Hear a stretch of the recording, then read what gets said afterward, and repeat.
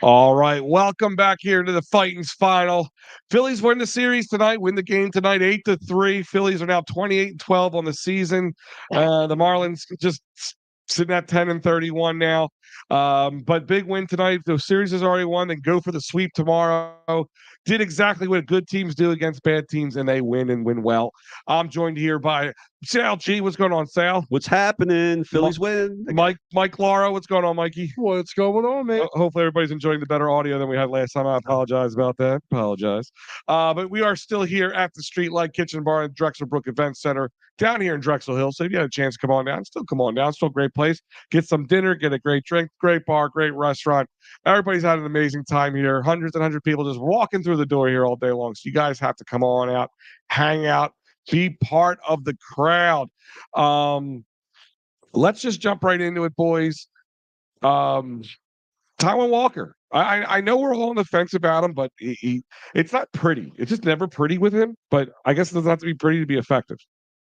No, as Taiwan Walker is basically your 4 or 5 guy in the rotation. What he's doing is what you want, and that's to keep you competitive in the game, give the Phillies a chance to win. It wasn't a pretty outing today. He went 6 innings, gave up 8 hits.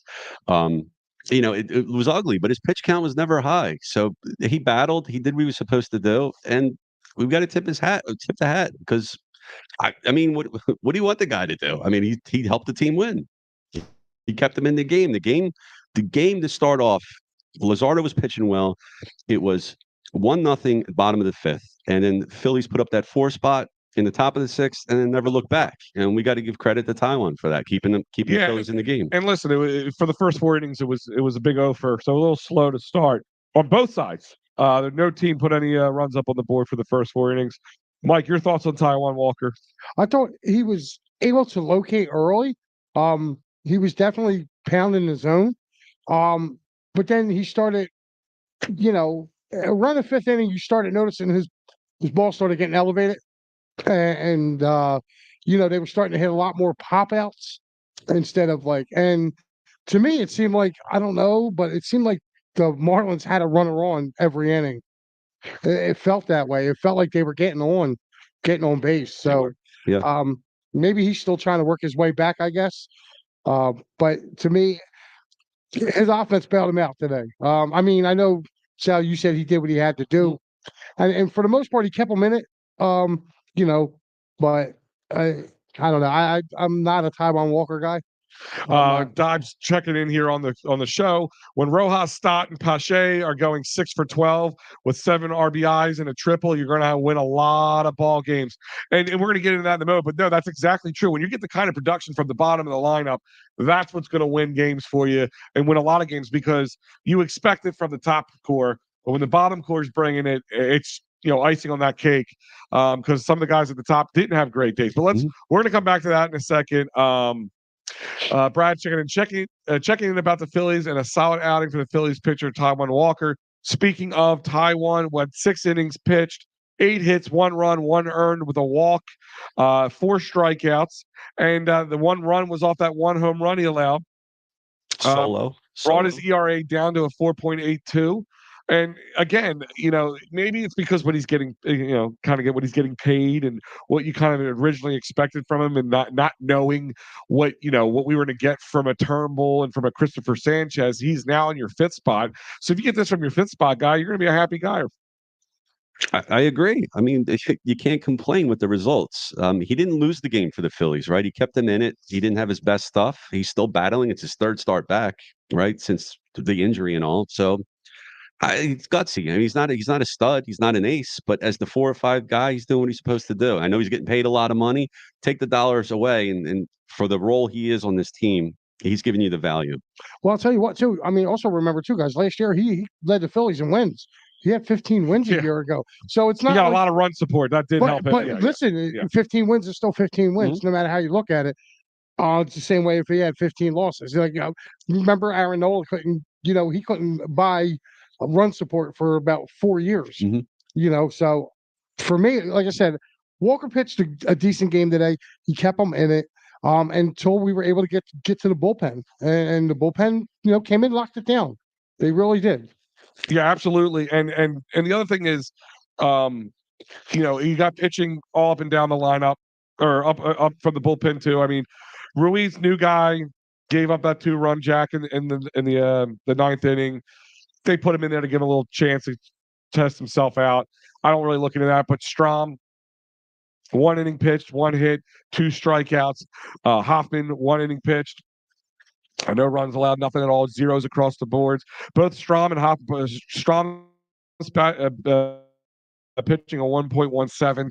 Hoffman's batting a 106. I know a lot of people try to ride our bullpen because there is some inconsistencies on it, but there are some guys who are also just riding it, like just riding that wave like everybody else is, and it's just really been fun to watch. Ruiz went 1 inning pitch, 2 hits, 2 runs, 2 earned runs, 2 strikeouts, and that 1 home run I just talked about. Total is 9 innings pitched, 11 hits, 3 runs, 3 earned, 1 walk, 8 strikeouts total from your Phillies pitching tonight, including the 2 home runs. And again, it's what you want. It's what we need to get. It's what we hope to get every time. Again, I know we're going to get a lot of comments coming floating in here about they're not a good team. The Marlins are not a good team. It's okay. It's okay, right, Mike? Yep. Yeah, it's good. I'm okay. sorry. We're allowed to have it. Yeah, we're allowed to have it. Okay. I mean, It's okay to be happy today. yeah. I mean, look, anytime something about too, like the Marlins were a team too that also had our number. If you're really taking a look at it, like over the last couple of years, you've been looking at teams that really had the Phillies number, that the Phillies are now just beating. Again, I point back to the Giants. They had losing records the last 5 years against the Giants. The last 4 years or so against the Marlins. The Marlins have had our number. A lot of people were really kind of debating how long that divisional series was going to go 5 because of how much they really could, how tough they played the Phillies. So now, seeing them beating them and starting to move on and everything, you know what I mean? It's a good thing here. I'm going to just say this. I'm going to say, let's credit Topper or Tomper, as apparently that's what he's supposed to be called, but we all call him the wrong thing. So I'll call him Topper now. Topper, let's give him some credit because he's getting these Phillies to play, to step up, even when it's not the biggest opponent. So you're saying he's the new Lou Brown? I'm saying, we got to give him some credit. Well, that was what I was kind of alluding to the pregame show. It's like there is a balance that is where the manager needs to come in and balance, like not let guys get head to in the clouds and fool themselves, but at the same time don't let guys get down and beat themselves up over stupid things. Like that is a really difficult thing to do with anybody, but professional athletes is even worse. So you're saying Topper's a good motivational speaker? That's what I mean. What is a coach? What is a coach? He's a motivator. I mean, especially a head coach. Father figure, coddler. Yeah, right? I mean, a father figure. That's a good way of putting it. Yeah, I mean, they're going to teach you the ins and outs. But let's be honest, a pro baseball player knows how to throw a ball by the time he gets there and swing a bat. Maybe they'll like when a guy's having a trouble, they'll work on the tweak of a swing or how they throw the ball or how they hold the ball or when they locate the ball or when they release the ball. But that job is a hard job, and I'm waiting for the Matty B hate to come, and I'm actually and bring it on. But no, seriously, like there has to be at one point a little. He's got to get his flowers for something, right? Like at this point, but whatever. Let's hit a couple more of these. Actually, before we do that, I want to mention, guys, that this is brought to you by CherryInjuryLaw.com. That's right. David R. Cherry is the man with the plan to fight for your rights when it comes to workers' comp, motor vehicle, personal injury, and criminal law. CherryInjuryLaw.com, or simply call Dave at 610-565-0300. Again, CherryInjuryLaw.com, 610-565-0300. I think we have a gas leak here or something. Oh, well, or you? I don't know. It's Sal over here. Keep going. It's a propane tanks over here. But. No, I'm just messing with you. Let's see. Your thoughts on the Phillies lineup for today's game? The lineup itself. We're going to go through that now. So let's run through it. Merrifield was actually leading off because of Schwarber was resting. He tweaked his back a little bit last night during the game. He went, 5 at bats, 1 hit, 1 run, with 1 strikeout. I kind of picked him as a player of the game. Not really the player of the game, but he had a hit. We'll give him that. Realmuto is 1 for 4 with 1 run, 1 RBI, 1 walk, and a strikeout. Stubbs came in but didn't bat. Of course, Harper was 0 for 5 tonight. So when you have a guy like your superstar struggling, when you get to the next few guys, it pays off. He struck out 3 times tonight. Bohm was the DH, and he was 2 for 5 with 1 run and 2 strikeouts himself. Nick Castellanos was 1 for 3 with 2 runs scored, 1 walk and 2 strikeouts. Stott was probably the player of the game tonight. I think Mike gets his flowers for that one on this one. Yeah, that's right. I said You can talk him up, Mike. Yeah, that's two, right. two, 2 for 5 with 1 run, 4 ribbies tonight for Bryson Stott. Sosa was 1 for 3 with 1 run, 1 walk and 1 strikeout. Pache was 3 for 4. By the way, I don't think I guess he can. Yeah, he didn't have as many ribbies. 1 run, 1 RBI, and 1 strikeout. Rojas was 1 for 3 with 2 RBIs and a strikeout for a total of 8 runs, 12 hits, 8 RBIs, 3 walks, and 12 Ks. Now, Al, you were talking about this lineup, right? And the disparities. I can't speak. The disparities between the top and the bottom of the lineup. I got to hear the top of the lineup. The first 4 batters were 4 for 19 with 1 RBI and 1 extra base hit. Yeah. The bottom 5, and this is including Castellanos on down, they were 8 for 15 with 7 runs batted in and 1 extra base hit. So it just goes to show you that the bottom of the lineup is what really carried the Phillies in this game today. Of course, Stott had the big hit, knocking in the bases, clearing triple when he cleared the bases. That I felt really that broke open the game and kind of broke the Marlins back. That was it. Because after that, they were still getting their hits, but it was like a single. Right. Nobody got past second base until the 9th inning. Yeah. For them. So never lost the lead. And that's a key thing is a good team has production from the bottom of their lineup. You can have your Bryce Harpers in there. You can have your Nick Castellanos, your JT Remutos, your Alec Boehm, but they are going to have off nights. I mean, remember, a good season is batting 30%. So that means when they're on the bad part, the 70% that they're not hitting, you need guys like your bottom of the order who can produce at times. So and Dive's checking in here again. Big picture take. Remember, the Phillies could never beat the Marlins. I think you guys alluded to that earlier. Like it was always, especially in South Florida, they always had a problem. I don't know if they played down to them. They thought they were doing bad. They weren't having the great starts of the season. They thought maybe the Marlins would be that one, and they always looked past them or whatever. But no, I mean, they're just beating whoever's in front of them, and that is something to keep marveling at a little bit. Your thoughts, Sal? Yeah, to echo your sentiments, guys. I mean, it's a complete lineup. It's not a perfect lineup. It's far from perfect. But what these guys are doing to have each other's backs, Harper, he was a ghost today. It didn't matter. You didn't even need him today. So the other guy stepped in. Witt, he's in the leadoff spot. That's questionable that he bats there, but that's fine. He did. I mean, you didn't miss Schwarber today. You didn't miss Turner today. The other guys are picking up. Castellanos is getting hot at the right spot. You see another button loosening up on his jersey. Stott, look, Mike's saying Stott called it player of the game. And I'm going to, tip my cat to the other star of the game is JT Realmuto. He knocked in a run and he threw out 3 guys trying to steal second. Yeah, that was going to be part of my, next part. But yeah, I mean, there was 3, and it was early on, like the first few innings of the game too. I mean, it wasn't like it happened throughout the entire 9 innings.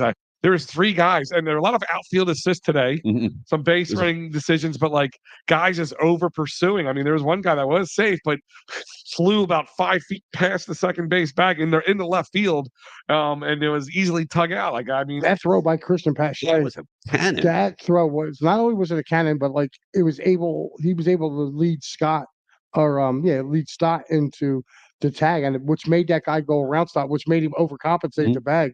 So I mean, but again, too, you got to tip your cap because the left fielder for the Marlins also made a great throw on that Bohm single that he was trying to stretch into a double. Yeah, I don't know what's going on there. Yeah, Bohm was like halfway to second when that ball got there, but yeah.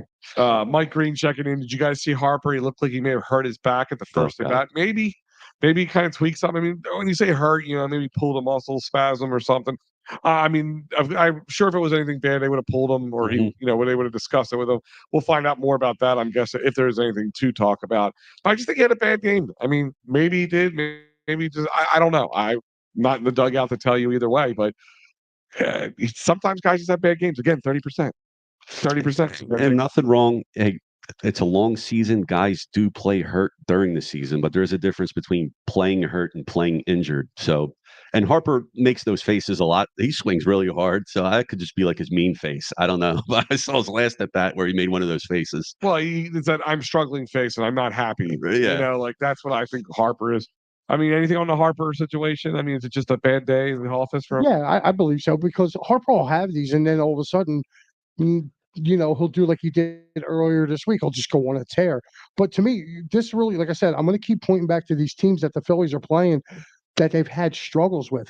And after this Marlins series, they go to another team that's had their number. Now they go play the Mets for the next four, this week, and that's going to be another telltale sign of how, to see how this Phillies team's going to react to playing a team that's basically had their number over the last few years.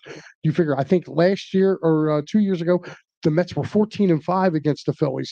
Last year, again, the Mets owned the season series. So these are teams now that I feel like for the Phillies to get over this hurdle and become this better team, they got to deal with the teams that basically have had their number over the last few years. And so far, they've passed the first two tests with, against the Giants and the Marlins. So let's see what happens after tomorrow.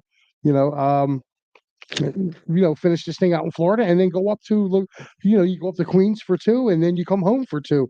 So you got 4 games with the Mets. Mike Green checking in again. Say, amazing Phils didn't score to the 6th today. I mean, yeah, it's going to happen. I mean, they've been scoring early and often lately. Kind of talked to that in the pregame today. Well, I mean, the Marlins also had Jesus pitching. Yeah, it's kind of hard to beat Jesus. And Luzardo, to Jesus's credit, or Jesus Luzardo's credit, he is 3-0. He was coming into this game 3-0 with a 3.26 ERA and 37 Ks in 30 and a third innings.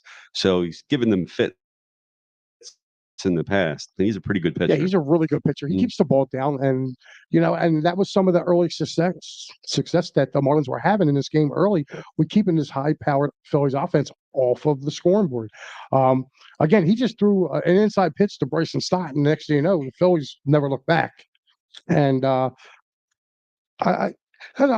going forward with this lineup, do you feel like now you're starting to see some guys starting to cool off a little bit, but you're starting to see other guys picking up where the guys had cooled off? Like Bohm today, yeah, he had a couple hits, but like to me, he's kind of cooled off over the last week or so. And now you're seeing guys like Casty and Stott kind of like jumping in there. Well, here's my thing is with the tear that kind of like Bohm especially has been on, it's almost impossible to maintain that forever, right? Right. So we talked about that shoe dropping, playing the averages and all that stuff. Sooner or later, Bohm's going to have to cool off, right? They don't talk about how cold. I mean, one of the Reese Hoskins situations where we always kind of got annoyed with him. When he got cold, it was like frigid. You know what I mean? And when he was frigid cold, it was in a long stretch that became a problem. That's why people became frustrated with him. As long as Alec doesn't have a long stretch or a long, really, really cold moments, like long moments like we've seen him have guys have, then no, it's not a problem. It's just what I think is one of the, and we'll talk about this more at the bottom line part, is the more refreshing part is that we have guys who are able to step in and pick things up. Like that to me, all on its own, is worth its weight in gold. Like that's something that's championship material teams right there, and that's how I look at it. Sal, your thoughts? I mean, look what this team's done in the past. The Phillies have averaging that's including the 8 they scored today. So over their past 7.74, best. They got their 10th win in the past 11th games. So just kicking ass. I mean, it's fun to watch. I mean, Al, we were both one run off on the final today. We both had the Phils winning 7-3, so they won 8-3. So we were kind of close on that. Was that both nights they ended in 8, right? Yeah. Last night was 8. Today was 8 for triple eighter. Yeah. So taking 8. Yeah, I think it was 8-3 last night too, wasn't it? Or 8-2 last night. Yes, I know it was 8. I don't think it was 8-3, but I know 8-2. It was 8-2 last night. But I mean, they're just really feasting right now, and especially like I said, the bottom of the lineup, from Castellanos on, is just waving at Jamie. Hi, Jamie. She's waving. I'm waving at her. Oh, see. She's high. I know. She's high. Like there's somebody like a ghost here. Or something. Al seeing people again. Guys, before we get to that, I want to remind you that we're here at the StreetLight Kitchen and Bar, 5400 Fern Boulevard, Drexel Hill, PA, the Holiday Inn and Suites at the Drexel Brook Event Center. Here for your pre and post game live for your my Phillies versus Marlins. They win tonight. Take the series already. Going for the sweep tomorrow, guys. If you're out and about, you need somewhere to go tonight, today, any night. Good night to come down. It is. I want to remind people it's at the Holiday Inn, but it's a full-blown great restaurant. You guys got to partake in some of the food today, the drinks today, just always amazing here. So you guys got to come check out the StreetLight Kitchen and Bar, 5400 Fern Boulevard, Drexel Hill, Holiday Inn Suites at Drexel Brook Event Center. For all you, if you need an event or need somewhere for somebody to stay, come out of town, it's got it all right here in the heart of Delaware County in Drexel Hill. Got to come check it out. StreetLight Kitchen and Bar, 5400 Fern Boulevard, Drexel Hill, PA, Holiday Inn and Suites at the Drexel Brook Event Center. Cheesesteak egg rolls and those sliders were on point. On point. They were good. Yeah. Really good. So, guys, it's time to break it all down on the Broad Street line.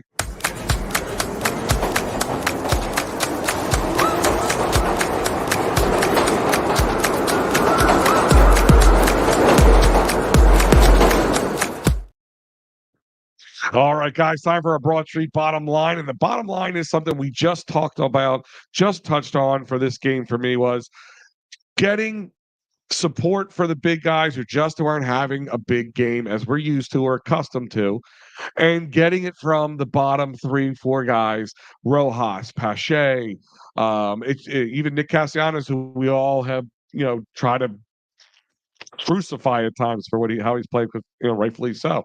But my bottom line simply is this team picks itself up, and that's what makes me excited. That's why even Matty B can't take me down right now, because I'm saying it because I know it's early. I know it's early May or mid-May, however you want to look at it, early May, and we still have a lot of Phillies ahead of us. But the fact that this team can pick itself up, does it not give you those 08, 09, 10 feelings where the team, no matter if they were down 8-1, you still have, there's a chance they could come back and win this. They're never out of it. And that's the kind of things that we need for this team to maybe get over that final hump, because that's really what hurt us in the 2023 postseason. 2022, we got overstretched. We weren't deep enough at the time. 2023, we got figured out and exposed and outmanaged. A lot of those things seem to have gotten better. Let's see if now it's consistency will be the important part. But my bottom line is you got the bottom of the group, bottom of the lineup coming and supporting everybody else. Yeah, I was gonna say the Phillies are doing what they're supposed to do: beat the bad teams, win on the road, and keep putting the pedal to the metal even when your competition isn't. I mean, the Miami lost 5th in a row, 7th and 8th games. They're not a good team. They're the worst in baseball. The Miami management, the Miami stadium is telling fans to bring their drums, vuvuzelas, and other noisemakers to drown out the cricket noises at the stadium. So that tells you right there that they have nothing to throw at the Phillies, and credit the Phillies for still playing, continuing to put the pedal to the metal. Just kick ass when they're playing playing a team that is just not good. I mean, how many times, Mike, have we watched many Philly sports, not just the Phillies, and not in the last year, like over the years of us covering Philly sports, play down to the competition. Yeah, and like I've been mentioning during this post game, like you look at the Marlins have had their number. Like no matter where the Phillies were in the standings, no matter where they were in the standings, they would beat the Phillies no matter what. So I'm happy that they're beating this team. And the bottom line for me is this: Bryson Stott is starting to get hot, and if you can keep him getting hot, holy God. Yeah, I mean, Bryson Stott definitely had a slower start to the year. Probably didn't notice it as much as some other guys like Harper and Castellanos had a slow start. So he probably was kind of not noticed as much. But yeah, no, definitely a guy. We saw how when he came out to a hot start, he broke Puddinghead Jones' start of the season record when he got like 21 or some crazy number, whatever it was. It's a name. Listen, back in the day, some of these baseball names were outlandish. I'm calling anybody Puddinghead Jones, but whatever. Mike Green checking here. Hit the like button for these guys. Absolutely, guys. If you're Thank you, Mike. Yes, please. yeah, And share. smash that like button. subscribe. Hit the share. Helps the algorithm know people know what we do and bring it to everybody. I know it's a Saturday evening here at the Streetlight Kitchen and Bar at Drexel Hill. So we're happy for those who can join in with us and be here with us tonight. Parking lot is full. They came out and fixed it. Man, Full, man. I mean, they almost They heard Big Sal. packed house, bro. Yeah, they heard Big Al and Big Sal were in town with Media Mike. with Medium Mike. But no, I mean, yeah, bottom line is the team when one's not doing great, the other one picks them up.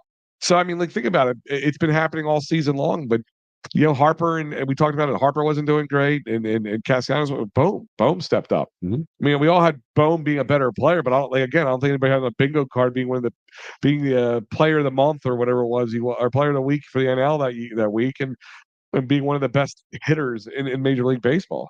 Yeah, I mean the way Alec Bohm has responded offensively, this year has been really good. Like I actually feel like now with him batting behind Bryce, that you actually have somebody while Turner's out. You can move JT to the number 2 hitter. Mhm. You actually have protection now for Bryce Harper behind because Bohm can hurt you. And I feel like I haven't felt that good. Like I don't feel good with JT batting fourth. I think JT's the top of the lineup guy, and I would love to. I would love to see you be Turner, Real Muto, Harper, and then find somewhere else for Schwarber to hit. Well, I think when Turner comes back, it's without a doubt he'll be back down in that 5-6 spot in my eyes. I mean, depending on how Castellanos hitting, I think you're going to go back to the Schwarber, Turner, Harper, Bohm if he's continuing to hit like he is. Depending on who's hitting as well, maybe JT behind Bohm, Nick Castellanos behind JT, and even if Stott's hitting well, it could be moving up and down. And don't forget about Brad Moore. Brandon Marsh, who had the day off. He did not play I today. almost said Brad Marsh. I meant to say I said Brandon Brad Marsh before too. Yeah, But yeah, you Is don't he a forget hockey too. guy? Yeah. So I mean, don't forget about Captain Caveman. Mm-hmm. So He's our guy. yeah, and like, people complain, oh, they're not playing all the normal starters, but like the fact that you can still get wins, and like this is where the strategy of the owner of the general manager or the manager comes in important. dude, listen, they don't have Turner in the lineup. JT got a couple of bats, but then he got pulled. No Marsh, okay, and again, no Schwarber, and they still put up 8 runs. Mm-hmm. Like, think about that for a second. Scary. It's real scary. Yeah, no, and like I said, that's pretty much our Broad Street bottom line, because the bottom line is guys weren't doing the job, but the I don't call them the lesser guys, but not big paid guys were picking them up. And I remind you guys that's brought to you by the PhillySportsTrips.com. That's right, PhillySportsTrips.com. You got to go, guys. Phillies trips galore. You can take a 1-day bus trip to Baltimore. Camden Yards is beautiful. Go to PhillySportsTrips.com. Sign up. Tell them EOP sent you. That Baltimore trip been on, and it is great, and it's so inexpensive for the cost of the ticket, the bus, the food, the drink, everything. You can't beat that deal. If you want to get out of town a little bit, you can go head out to Chicago, hit Wrigley Field up, Fenway Park. They have that for coming up as well. PNC Park in Pittsburgh for July. So you guys can go on to all these great trips. Check them out. Like I said, the Eagles football schedule will drop with the rest of the NFL Wednesday night. That means Wednesday night, just a few moments later, here comes the Philly. That's the schedule we'll all be waiting for, is the Philly Sport Trips traveling schedule. That will be a fun one. So guys, remind you, we are still here at the Streetlight Kitchen and Bar, 5400 Fern Boulevard in Drexel Hill, PA, at the Drexel Brook Event Center, the Holiday Inn. So come check it on out. We're still here, still a great night. And if you're not here tonight, come out any night and tell them that EOP sent you. So guys, let's run the bases for a minute. Shall we?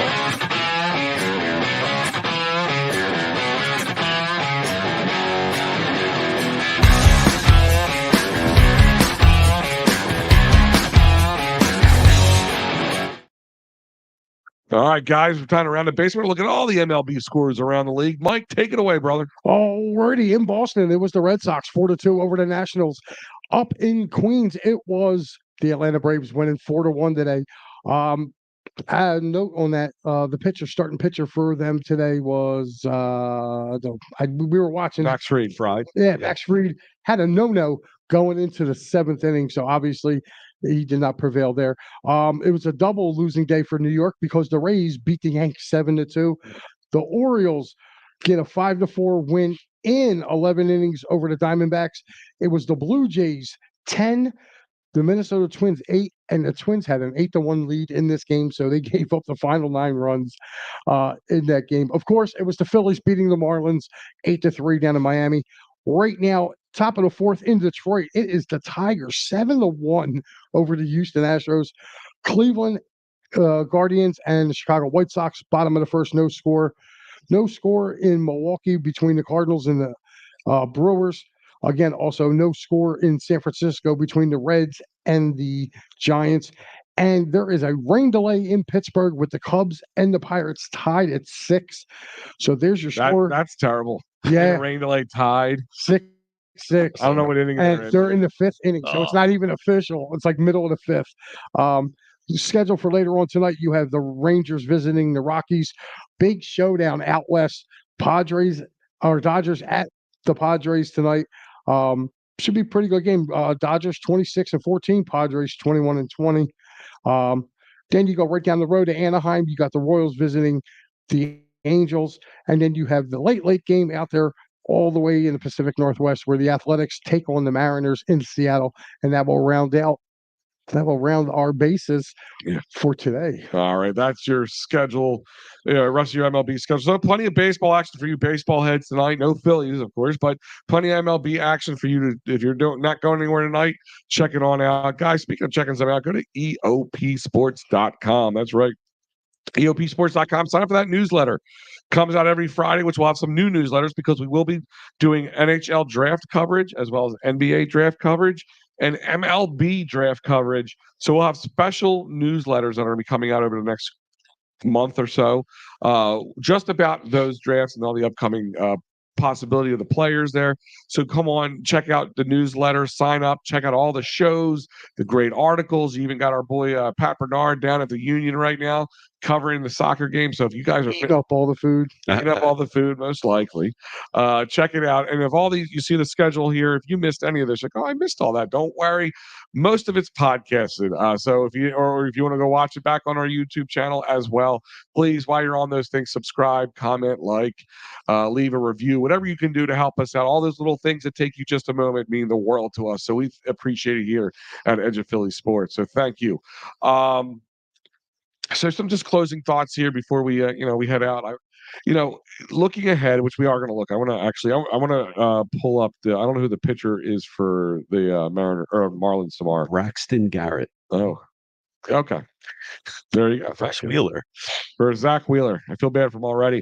But it's. I'm not saying it's a guaranteed W, but it looks like a good way of sweeping the series, and that's what you need. These series wins, these series sweeps are just all important. And again, at the end of the day, at the end of the season, they don't look back and go, well, you were 105 wins, but about 40 of them are against bad teams. So it really wasn't a great year for you. That's not how it is. You got to stack up the W's and minimize the L's early on, because like I alluded to early on the season, like if we had the kind of start we had now over the last couple of years, it could have been a world of a difference. Yeah, I feel the same way. And the one thing I'm looking forward to is, like you said, what Wheeler going tomorrow. Can the Phillies put the stamp on the sweep them out? And now let's go get ready for 4 with the Mets. Mm-hmm. 2 home, 2 away for those. 2 home, 2 away. But you figure the 2 away games they're going to get hit with, Noah and Ranger. But then the 2 home games you're going to see, they're going to end up getting their old buddy Taijuan Walker and either the combination of Christian Sanchez or Chris Sanchez, Christian Sanchez. I'm hoping that they give one of those ones where they kind of skip the 5th man in the rotation and let Zach Wheeler pitch that game. Well, it could depend on if is there a break in between? Is there a day off at all for this? I don't think there's a day off coming up. No, I don't. I think it's straight through. I guess they won't be able to do that. Reminder, tomorrow is the last game of the series. So the last game of the series for the Titans final, and Matty B will be on the call. Mike was not on last night. Figured he was doing double duty today, so we let Pat do some work finally. Yeah. So Matty B will be on it, him. and that means Sundays, and Matty B will bring you nothing but positivity, sunshine, rainbows, and down on the farm with Matty B. So Matty B on Sundays likes to cover what's going on around the farm system with your all your different Phillies farm affiliates. So it's always a great check. Al, we got to change that picture. Oh no, we don't. Oh yes, I love that picture. No, we got to put Matty B in some overalls. Matty B, I Some can overalls put and his head straw. on a guy with overalls. Yeah, put his head on there with some guy in overalls. We'll work on the farm. Sleeves out. Yeah, whatever. There you go. Yeah, no, like the great segment, keeping you guys up to speed what's going on around the minor leagues in the Phillies minor league. So check it on out. Again, guys, we're here at the StreetLight Kitchen Bar at 5400 Fern Boulevard in the Holiday Inn and Suites at the Drexel Book Event Center. So come on out. If like I said, if you can't make it tonight, come out any night. Mother's Day, by the way, tomorrow they do have a Mother's Day brunch, and I think you can sign up online if you're like, I don't know if they're gonna be full or not. So you can go sign up online now, so you can have your time and your space set up for you. Great offers for for adults and children. So check it out. And I've seen the menu. The spread is amazing. One way to treat mom. And then, by the way, all happy Mother's Day to all the moms out there from here, from us at Edge of Philly Sports, because we got a lot of moms that support that do what we do. You know, wives, mothers, sisters, all that stuff. So My wife's a real mother. No, I'm just kidding that over to death. But happy Mother's Day. Yeah, Happy Mother's Day. Happy Mother's Day from all of us at Edge of Philly Sports. But yeah, guys, Phillies winning 8-3 against the Miami Marlins. Like I said, they're 28-12 on the season, staying at the top of that top of the reigning best team in MLB. See if they can continue. Like again, 11 games in. You know, maybe we get through this weekend, get to early like Monday, Tuesday. They'll be halfway through the month, and if they can continue this, that's huge because May is I'm sorry, statistically one of the worst months in Phillies baseball. If you go back and look at May over the last 25 years, the stats are just god awful. So this is, it's just it's exciting to see, and don't let anybody take you down for it. Any final parting thoughts, Sal? No, it's just Phillies keep mashing, don't look ahead. We got the Mets series coming up, but you do have an opponent to play tomorrow. Let's finish up the series with the Marlins, take care of business, go for the sweep, and then we'll go from there. Mike? Yeah, I want to see Zach Wheeler come out and be more dominant as he's been. As we know he can. As you know he can be. Because he does struggle against the Marlins, believe it or not. Like that team's been kind of a kryptonite for him. So I would like to see him kind of get off that schneid a little bit tomorrow, finish it up, and like you said, Sal, we'll worry about the Mets come Monday, and we'll move on from there. But just keep thinking about it. Like tomorrow, if they win, it's 29 wins. So think about that. Like we could literally be talking about a team that's probably got anywhere from 33 to 34 wins in a week from now, and that's saying something 2 months in.